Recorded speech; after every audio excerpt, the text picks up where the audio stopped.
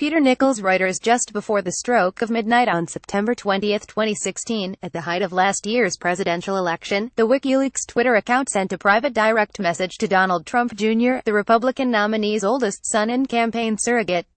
A PAC-run anti-Trump site, PutinTrump.org, is about to launch, WikiLeaks wrote.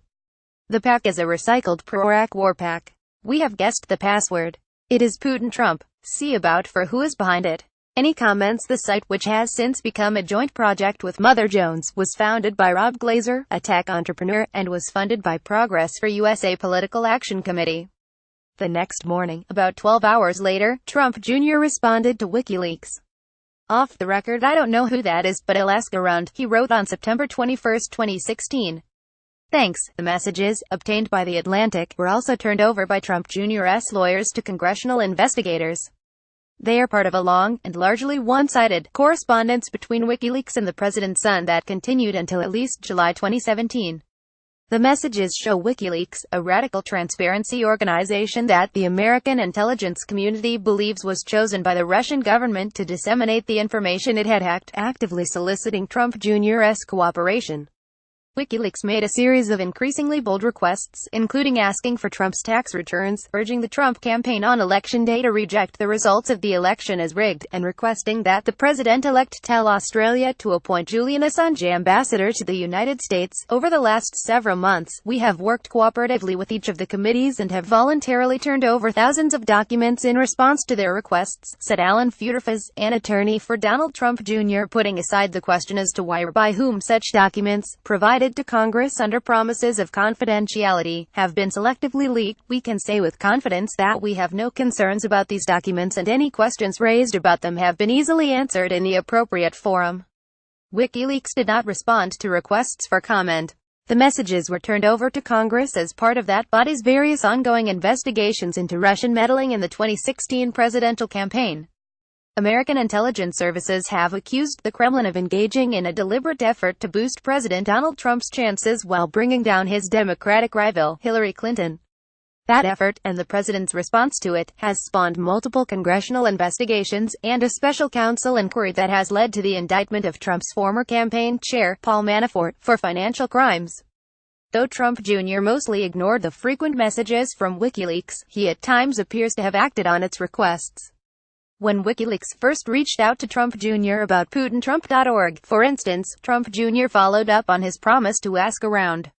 According to a source familiar with the congressional investigations into Russian interference with the 2016 campaign, who requested anonymity because the investigation is ongoing, on the same day that Trump Jr. received the first message from WikiLeaks, he emailed other senior officials with the Trump campaign, including Steve Bannon, Kellyanne Conway, Brad Parscale, and Trump's son-in-law Jared Kushner, telling them WikiLeaks had made contact. Kushner then forwarded the email to campaign communications staffer Hope Hicks. At no point during the 10-month correspondence does Trump Jr. rebuff WikiLeaks, which had published stolen documents and was already observed to be releasing information that benefited Russian interests. WikiLeaks played a pivotal role in the presidential campaign. In July 2016, on the first day of the Democratic National Convention, WikiLeaks released emails stolen from the Democratic National Committee servers that spring. The emails showed DNC officials denigrating Bernie Sanders, renewing tensions on the eve of Clinton's acceptance of the nomination. On October 7, less than an hour after the Washington Post released the Access Hollywood tape, in which Trump bragged about sexually assaulting women, WikiLeaks released emails that hackers had pilfered from the personal email account of Clinton's campaign manager John Podesta. On October 3, 2016, WikiLeaks wrote again. Hiya, it'd be great if you guys could comment on push this story, WikiLeaks suggested, attaching a quote from then Democratic nominee Hillary Clinton about wanting to just drone WikiLeaks founder, Julian Assange. Already did that earlier today, Trump Jr. responded in her half later. It's amazing what she can get away with. 2 minutes later, Trump Jr. wrote again, asking, what's behind this Wednesday leak I keep reading about the day before. Roger Stone, an informal advisor to Donald Trump, had tweeted, Wednesday at Hillary Clinton is done. WikiLeaks didn't respond to that message, but on October 12, 2016, the account again messaged Trump Jr. Hey Donald, great to see you and your dad talking about our publications, WikiLeaks wrote. At a rally on October 10, Donald Trump had proclaimed, "I love WikiLeaks, strongly suggest your dad tweets this link if he mentions us." WikiLeaks went on, pointing Trump Jr. to the link WLSearch.tk, which it said would help Trump's followers dig through the trove of stolen documents and find stories.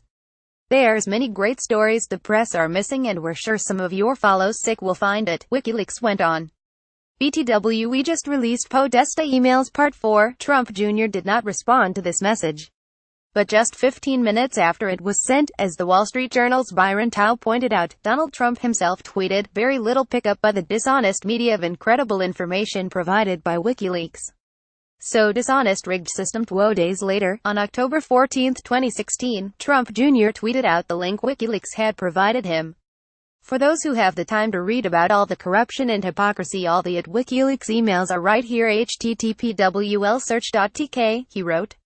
After this point, Trump Jr. ceased to respond to WikiLeaks direct messages, but WikiLeaks escalated its requests. "Hey Don. We have an unusual idea," WikiLeaks wrote on October 21, 2016. "Leak us one or more of your father's tax returns." WikiLeaks then laid out 3 reasons why this would benefit both the Trumps and WikiLeaks. 1. The New York Times had already published a fragment of Trump's tax returns on October 1. 2. The rest could come out any time through the most biased source, e.g. NYT/MSNBC. It is the 3rd reason, though, WikiLeaks wrote, that is the real kicker. If we publish them, it will dramatically improve the perception of our impartiality, WikiLeaks explained. That means that the vast amount of stuff that we are publishing on Clinton will have much higher impact, because it won't be perceived as coming from a pro-Trump, pro-Russia source. It then provided an email address and link where the Trump campaign could send the tax returns, and adds, the same for any other negative stuff, documents, recordings that you think has a decent chance of coming out. Let us put it out. Trump Jr. did not respond to this message. WikiLeaks didn't write again until Election Day, November 8, 2016. "Hi Don, if your father loses, we think it is much more interesting if he does not sick and spends time challenging the media and other types of rigging that occurred, as he has implied that he might do," WikiLeaks wrote at 6:35 p.m., when the idea that Clinton would win was still the prevailing conventional wisdom. As late as 7:00 p.m. that night, 5:38, a trusted prognosticator of the election, gave Clinton a 71% chance of winning the presidency. WikiLeaks insisted that contesting the election results would be good for Trump's rumored plans to start a media network should he lose the presidency. The discussion can be transformative as it exposes media corruption, primary corruption, PAC corruption, etc., WikiLeaks wrote. Shortly after midnight that day, when it was clear that Trump had beaten all expectations and won the presidency, WikiLeaks sent him a simple message. Wow. Trump Jr. did not respond to these messages either, but WikiLeaks was undeterred. "Hi Don. Hope you're doing well," WikiLeaks wrote on December 16 to Trump Jr., who was by then the son of the president-elect. In relation to Mr. Assange, Obama Clinton placed pressure on Sweden, UK and Australia, his home country, to illicitly go after Mr. Assange.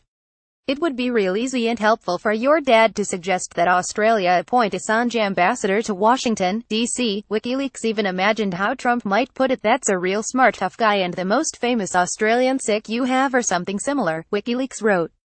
"They won't do it, but it will send the right signals to Australia, UK, Sweden to start following the law and stop bending it to ingratiate themselves with the Clintons." On December 7, Assange, proclaiming his innocence, had released his testimony in front of London investigators looking into accusations that he had committed alleged sexual assault. In the winter and spring, WikiLeaks went largely silent, only occasionally sending Trump Jr. links.